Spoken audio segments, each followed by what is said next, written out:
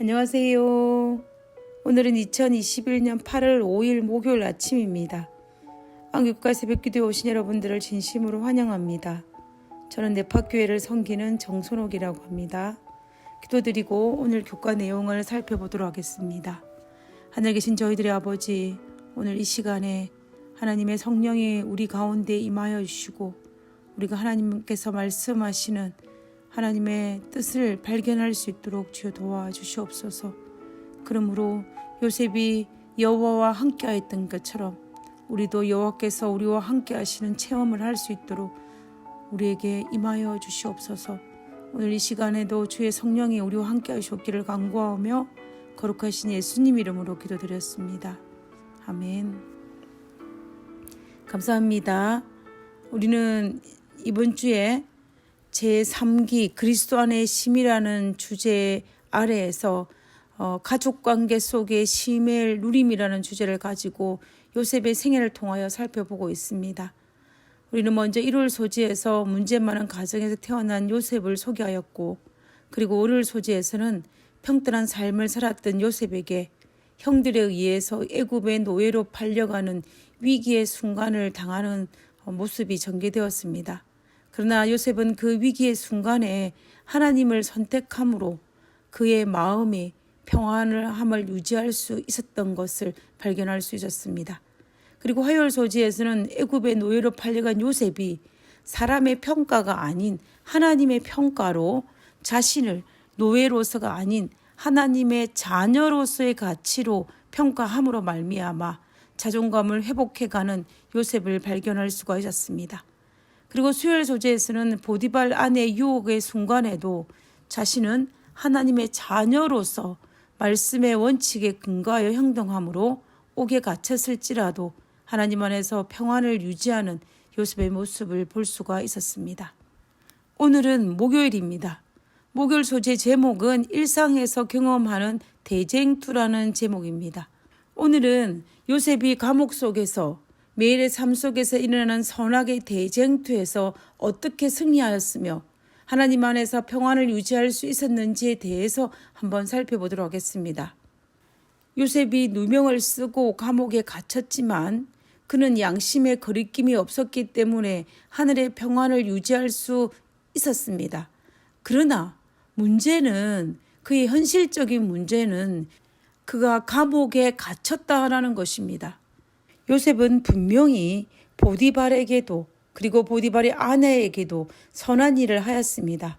그러나 그에 대한 보상은 감옥이었습니다.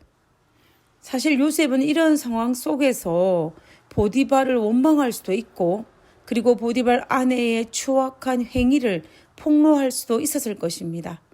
그러나 요셉은 그렇게 하지 않았습니다. 아마도 요셉은 이렇게 생각했는지도 모르겠습니다. 보디발의 아내의 추악한 행위를 폭로했을 경우에 자기의 주인이었던 보디발이 당할 수치와 그에 대한 결과의 파급적인 상황을 생각했을지도 모르겠습니다.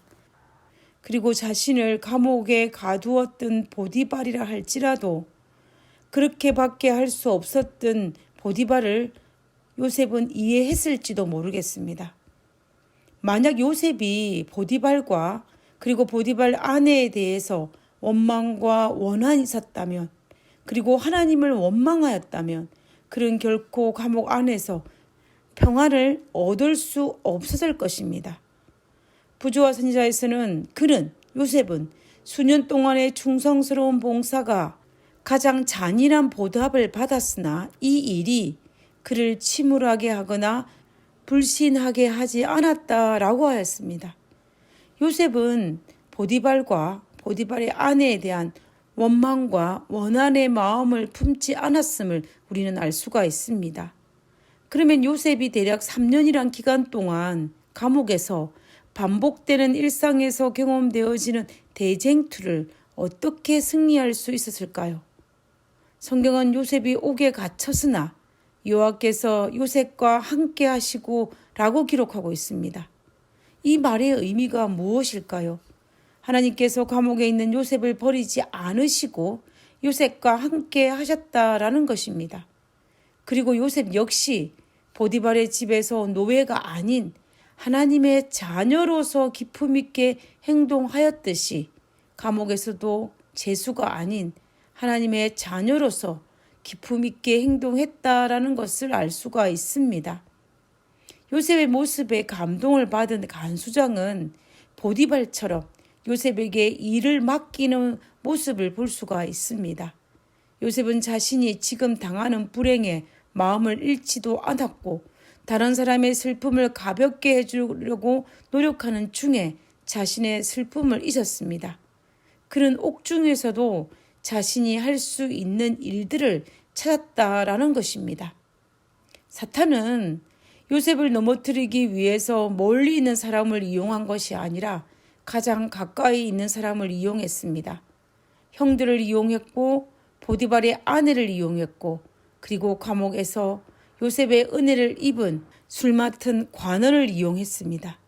그뿐만 아니라 요셉의 가장 가까이 있는 사람들을 통해서 영적 대쟁투를 일으켰고 그때마다 요셉은 치열한 선악의 대쟁투를 치렀지만 요셉은 그때마다 하나님을 믿음에 하나님께 모든 것을 맡김에 선악의 대쟁투에서 승리할 수 있었습니다.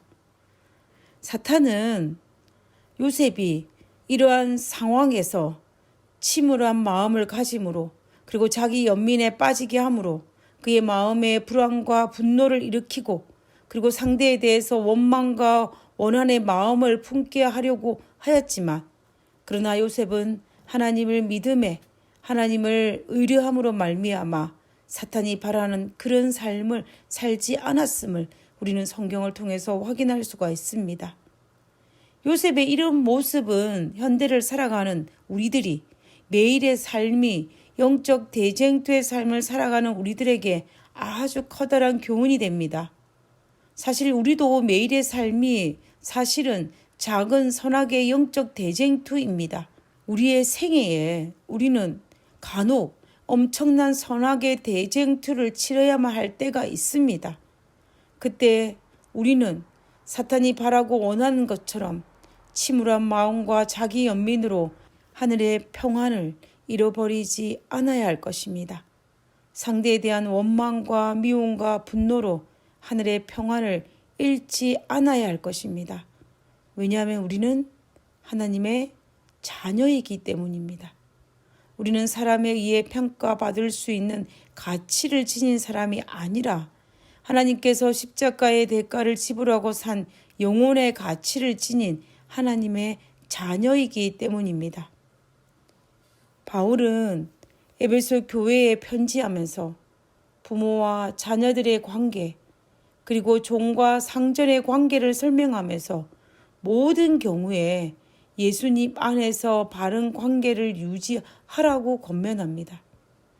우리가 이 땅에서 맺고 살아가는 관계들, 즉 가족의 관계, 사회에서의 관계는 6천년이라는 긴 시간이 흐르는 동안 우리는 많이 연약해져 있습니다. 그 말은 다른 말로 하면 우리들의 관계가 완벽하지 않다라는 것입니다. 그리고 사탄은 부족하고 흠 많은 이 관계를 이용하여 우리를 넘어지게 하고자 한다라는 것입니다. 사탄은 우리를 통해 이루시려고 하는 하나님의 계획을 망가뜨리기 위해서 최선의 노력을 다합니다. 마치 요셉을 넘어뜨리게 하기 위해서 치열한 영적 전쟁 한복판에 던진 것처럼 말입니다. 우리도 이 치열한 영적 전쟁에서 면제받지 못하였습니다. 사탄은 우리가 우리의 가정과 그리고 우리의 교회 생활 그리고 사회 생활 속에서 맺어지는 인간관계를 통하여서 우리가 하늘의 평안을 잃어버리게 하고 하나님의 자녀로서의 기쁨을 상실하게 하고자 합니다. 그때 우리는 누구처럼요? 요셉처럼 끝까지 하나님을 믿고 하나님을 의뢰하면서 하나님의 자녀로서 기쁨을 잃지 않아야 할 것입니다. 그 일을 이루기 위해서 바울은 우리에게 전신 갑주를 입어라 라고 권면하고 있습니다. 에베소서 6장 10절에서 13절에 끝으로 너희가 주 안에서와 그 힘의 능력으로 강건하여지고 마귀의 관계를 능히 대적하기 위하여 하나님의 전신 갑주를 입어라. 우리의 씨름은 혈과 육을 상대하는 것이 아니요 통치자들과 권세들과 이 어둠의 세상 주관자들과 하늘에 있는 악한 영들을 상대함이라. 그러므로 하나님의 전시 갑주를 취하라. 이는 악한 날에 너희가 능히 대적하고 모든 일을 행한 후에 서기 위함이라. 믿음으로 무장하라는 것입니다.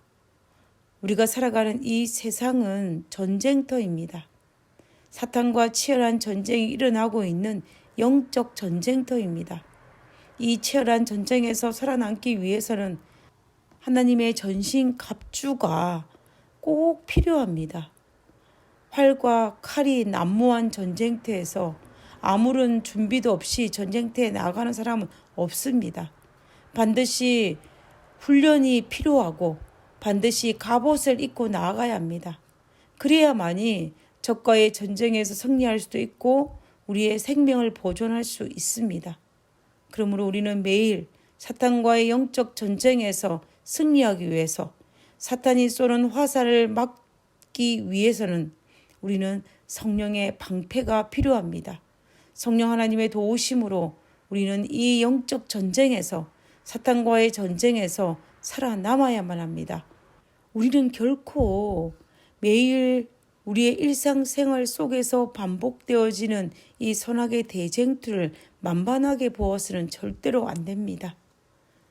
에베소 6장 12절에서 말하고 있는 것처럼 이 싸움은, 이 씨름은 혈과 육을 상대하는 것이 아니고 통치자들과 권세들과 이 어둠의 세상 주관자들과 하늘에 있는 악한 영들과 싸우는 것이라고 이야기하고 있습니다.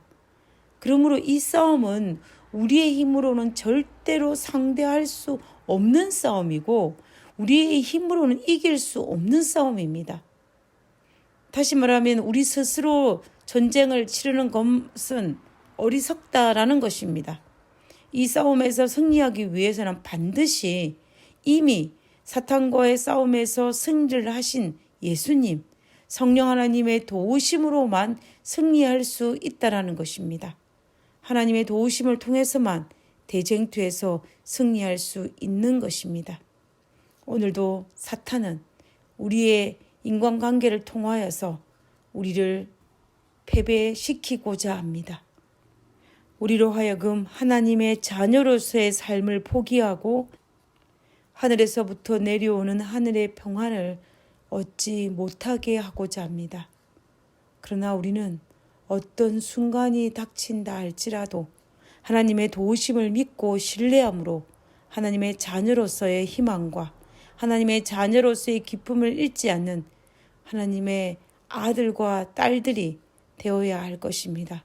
우리 모두 하나님의 자녀의 그 축복을 누릴 수 있는 우리 모두가 되기를 간절히 바라면서 오늘 교과를 마치도록 하겠습니다. 기도하고 마치겠습니다. 주님, 오늘도 함께하는 사람들과의 관계로 인해 상처받고 고민하는 제 모습을 발견하게 됩니다. 그 모든 문제를 주님 안에 내려놓습니다. 성령의 인도하심에 순종함으로 승리하는 하루를 살 수 있게 도와주시옵소서. 하늘에 계신 저희들의 아버지, 오늘 하루도 사탄이 만들어 놓은 덫에 걸리지 않고 하나님과 동행함으로 말미암아 하나님의 임재하심을 경험함으로 말미암아 승리할 수 있는 그런 하루를 살 수 있도록 주여 도와주시옵소서. 매일매일 순간 성령 하나님의 임재를 통하여서 승리하는 그런 그리스도의 삶을 살 수 있도록 도와주옵기를 거룩하신 예수님 이름으로 기도드렸습니다. 아멘.